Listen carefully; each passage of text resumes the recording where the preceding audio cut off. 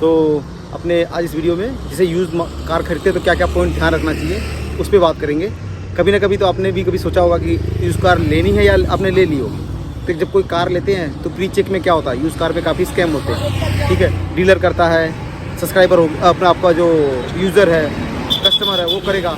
तो आप उससे अलर्ट हो सकते हैं। अगर आपने कोई गलत डिसीजन ले लिया तो आपको बहुत महंगी पड़ेगी कार, क्योंकि कार में काफ़ी ऐसे लंबे खर्चे आ जाते हैं। तो मैं इस पूरी वीडियो में पूरी डिटेल में शेयर करूँगा कि आपको क्या क्या चेक करना चाहिए। ठीक है, और वीडियो पूरा देखना, स्किप मत करना, नहीं तो पॉइंट रह जाता है, फिर वही चीज़ आप कमेंट में पूछते हैं। तो शुरू करते हैं अपना वीडियो। इस वीडियो में हम लोग एक कार को लेंगे एग्जाम्पल पे। मैंने इसको, मेरे दोस्त ने इसको यूज़ में ही खरीदी है। ठीक है, और पूरी डिटेल शेयर करना। तो अगर आप मेरे चैनल पे नए हो तो चैनल सब्सक्राइब कर लो। आपको मेरा वीडियो पसंद आता है लाइक और शेयर करो। शुरू करते हैं अपना वीडियो। ये 2014 एक्सेंट है, हुंडई एक्सेंट है।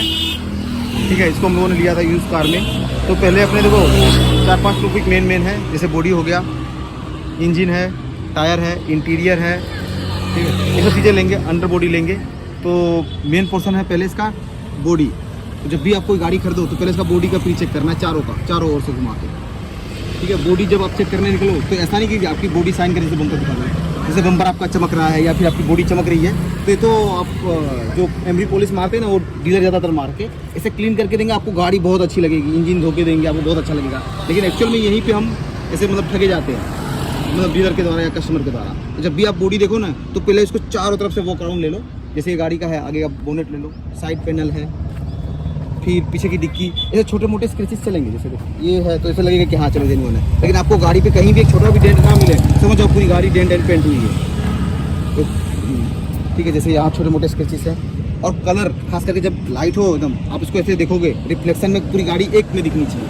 अगर रिफ्लेक्शन में गाड़ी जैसे समझो इधर आप तो जैसे कि दरवाजे पर मेरा रिफ्लेक्शन देखोगे कोई चीज़ का, तो ये इसे इवन होना चाहिए। ऐसा नहीं कि यहाँ जो जैसे कि अभी मेरी उंगली का जो रिफ्लेक्शन है यहाँ पे वो सेम होना चाहिए, वो यहाँ पे भी वही सेम आना चाहिए, या भी जो भी रिफ्लेक्शन है बॉडी से वो सेम होना चाहिए। अगर गाड़ी का कोई हिस्सा डेंट और पेंट हुआ है तो कलर वो मैच नहीं करता, तो रिफ्लेक्शन कम हो जाता है, क्योंकि पुट्टी भरते हैं लोग अंदर। तो एक चीज़ ये है। ठीक है, और फिर पता चलेगा गाड़ी में कोई बहुत बड़ा मतलब ऐसे और इवन चीज़ ना हो। जैसे कि अगर आप देखोगे तो ये जैसे एक गैप है, जो कंपनी गैप देती है ना वो सेम होगी, इस साइड भी होगी और वो वाले हिस्से को भी सेम होगी, ये वाला हिस्सा। तो ये ओड इवन नहीं होनी चाहिए। अगर गाड़ी में समझो डिक्की ठुक गई है या बम्पर ठुक गया, बम्पर या आगे से ठुकी गाड़ी, तो ये चीज़ कोई कर नहीं सकता। ये वो same cut to cut touching नहीं आएगी, भले आप कितना भी ठोक के कर लो। और बाकी चीज़ें तो मैं बताऊंगा ही। ठीक है, एक ये है, फिर इसे सेम साइड पैनल ले लो, दरवाजे पे ले लो। कोई दरवाजे का कलर या कोई साइड पैनल का कलर ऐसे डल नहीं होना चाहिए, क्योंकि यूज़ कार होती है तो वो चीज़ डेंट एंड पेंट में अगर गई है तो वो चीज़ डल हो जाती है, क्योंकि कंपनी कलर को कोई मैच नहीं कर सकता। ठीक है, और आपको पूरा सेम एक जैसा दिख रहा है तो फिर आपको उस पर क्वेश्चन करने जैसा है, क्योंकि डीलर लोग उसको पूरी की पूरी ऐसे टचिंग करवा देते हैं, तो पुट्टी लगा के कलर मरवा के और रबिंग कर देंगे, तो वो एक जैसी दिखेगी। आपको अलग करना। जैसे ये गाड़ी में देखो ये डैमेज है थोड़ा, तो ऐसे मालूम पड़ता है कि ये थोड़ा छुआ है, लेकिन ये पैनल कलर नहीं हुई है। अगर आप इसको ध्यान से देखो, ये और इससे में देखो कलर का डिफरेंस दिखता है। ये अलग डिफरेंस है, थोड़ा ज़्यादा शाइनिंग है, और ये है क्योंकि ये बम्पर बदला गया है और इस पर कलर किया गया, तो ये अंतर दिखता है। जैसे देखो अगर एक कलर में डिफरेंस है। ठीक है, बॉडी पार्ट में ये हुआ। तो अभी अपने थोड़ा चेक करते हैं अंदर की बॉडी। खुल गया तो अपने बोनेट खोलते हैं और अंदर की चीज़ चेक करते हैं। तो खुल गया। अभी इंजन तो बाद में लेंगे, पहले आपको बॉडी के बारे में बताता हूँ। अगर आपकी गाड़ी का एक्सीडेंट हुआ है, आगे का बम्पर का काम हुआ है, तो यहाँ पे लोहे आते हैं बाकी गाड़ियों में, यहाँ पे भी है थोड़ा अंदर। यहाँ पे जैसे देखो, यहाँ पे अगर आपको दिख रहा होगा तो जो कंपनी स्पॉट वेल्डिंग है जो मसाला भर के देगी, वो मसाला आपको यहाँ दिखेगा, बहुत दिक्कत यहाँ लग। तो ये जो मसाला है दिख रहा है, ये कोई और नहीं भर सकता। अगर यहाँ टूटी गाड़ी, यहाँ से अगर वो उसका डेंटिंग पेंटिंग या इसको रिपेयर किया गया है, तो ये वाला हिस्से को कोई ऐसा सीमेंट भर नहीं सकता, कंपनी भर के देगी। ठीक है, वही सेम चीज़ इसमें हुंडई में तो ये प्लास्टिक का रहेगा, ये प्लास्टिक का है। और अगर कोई आपकी मारुति सुजुकी ये सब का तो ये लोहे की फ्रेम आएगी। तो इस पर भी जो फिनिश आती है ना, ज़्यादातर गाड़ी का बम्पर ही लड़ता है, तो वो चीज़ कोई कर नहीं सकता। ठीक है, वो चीज़ आपको अंदर के लोहे पे देखना है। जैसे देखो यहाँ पे माउंटिंग हुई है, यहाँ पे यहाँ।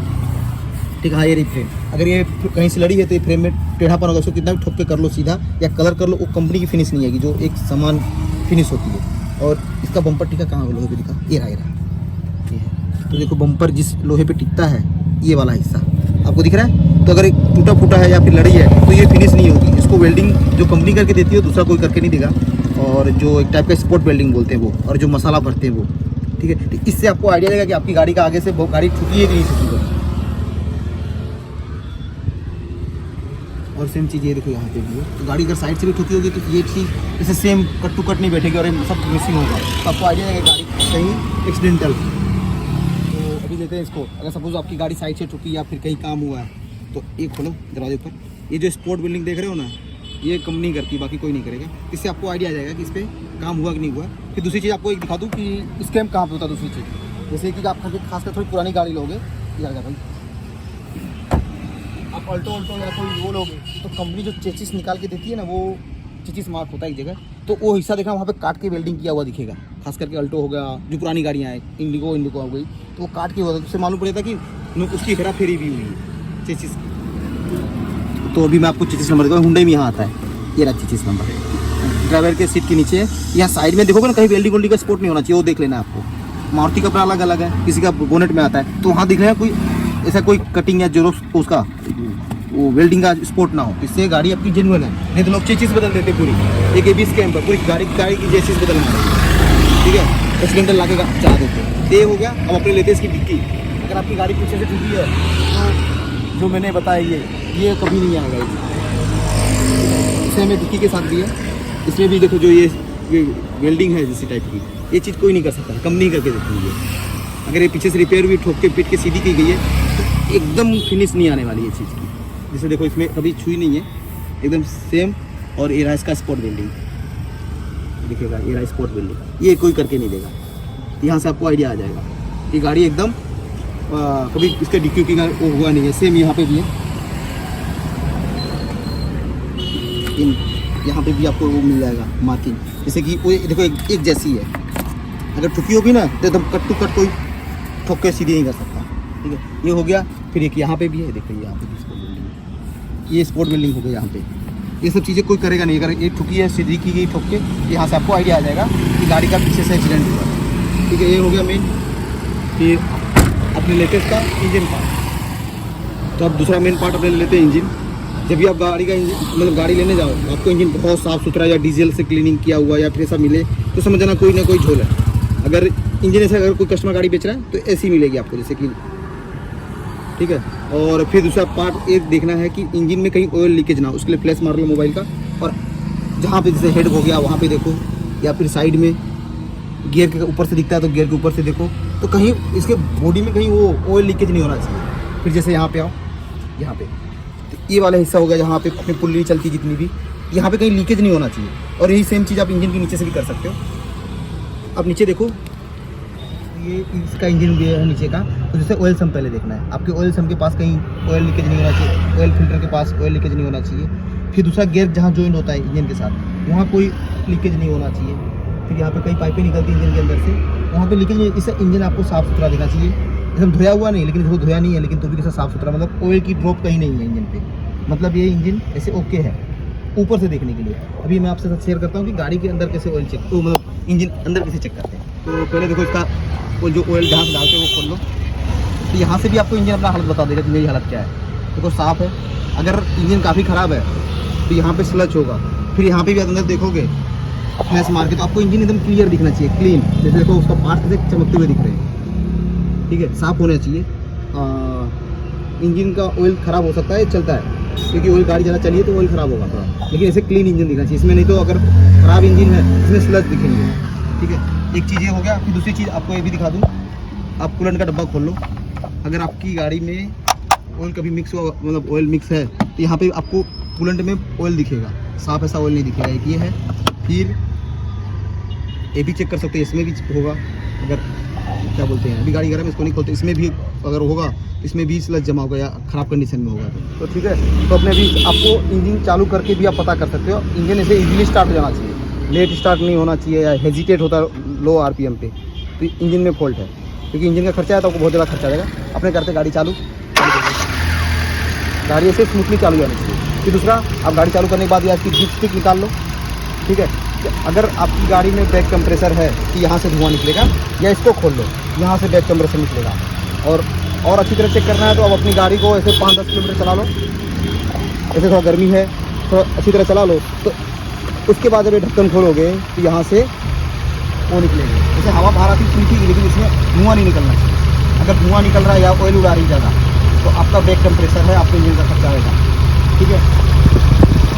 ये आपको पुल्ली से कोडी में आवाज़ नहीं आनी चाहिए, जैसे पुल्ली के पास यहाँ की पुल्ली से या बेरिंग से आवाज़ नहीं आनी चाहिए, ये भी चेक कर लेना, ठीक है।